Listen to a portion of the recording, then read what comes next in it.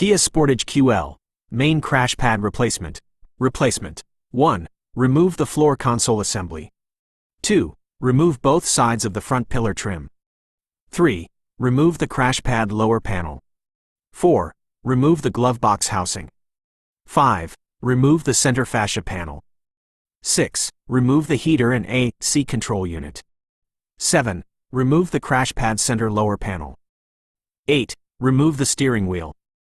9. Remove the steering column shroud lower panel. 10. Remove the front pillar trim. 11. Using a remover, separate the photo sensor, A. 12. Remove the photo sensor, A, after disconnecting the photo sensor connector. 13. Using a remover and remove the center speaker grill, A.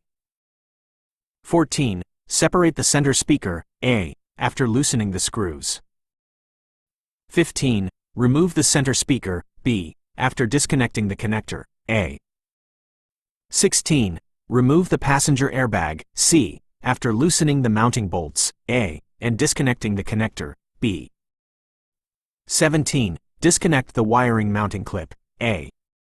18. Remove the main crash pad assembly, A, after loosening the mounting bolts and nuts.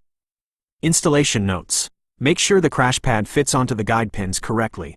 Before tightening the bolts, make sure the crash pad wire harnesses are not pinched.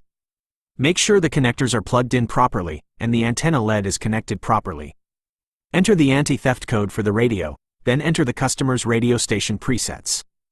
I hope this information is helpful. Please let me know if you have any other questions.